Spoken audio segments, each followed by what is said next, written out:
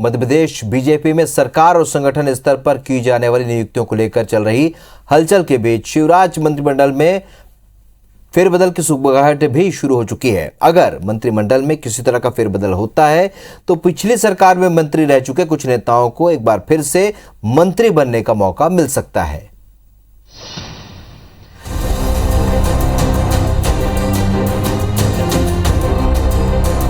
Shivraj cabinet में फेरबदल के सुगबुगाहट, मंत्रियों का रिपोर्ट कार्ड तैयार, कमजोर जाएंगे बाहर। जी हां, शिवराज सरकार की चौथी पारी में छटनी की तैयारी चल रही है। पिछले 1.25 साल के कार्यकाल में कमजोर प्रदर्शन करने वाले मंत्रियों पर गाज गिरनी तय मानी जा रही है।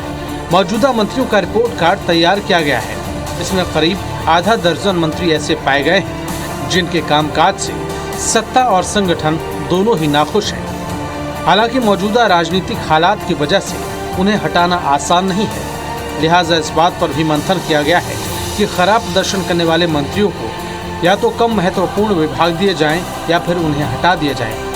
हालांकि मंत्रिमंडल में फेरबदल को बीजेपी नेता सीएम का विशेषाधिकार बता रहे हैं।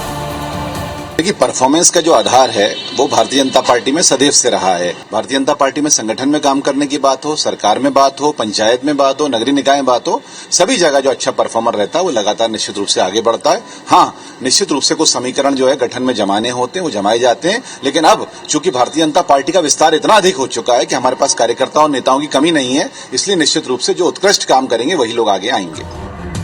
अगर कमजोर प्रदर्शन करने वाले मंत्रियों की छटनी हुई तो बीजेपी के कई सीनियर नेताओं के मंत्री बनने का सपना पूरा हो सकता है।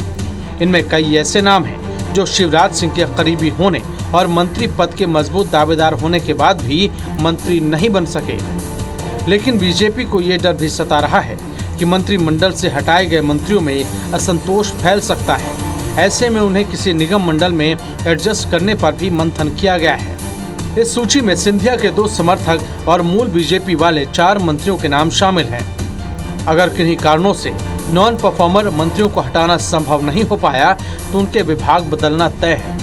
बहरहाल 1.25 साल में ही मंत्रिमंडल में फेरबदल की खबरों पर कांग्रेस को जरूर सरकार के कामकाज पर सवाल उठाने का मौका मिल गया है।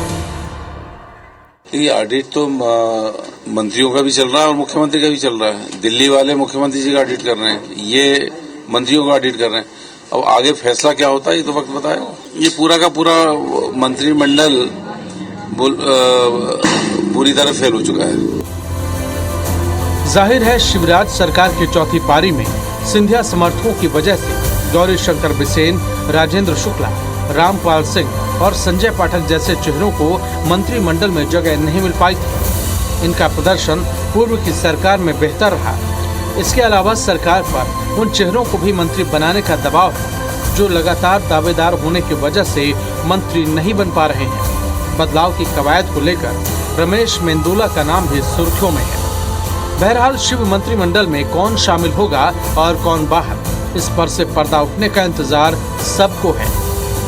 सुधीर दंडोतिया, IBC 24, भोपाल।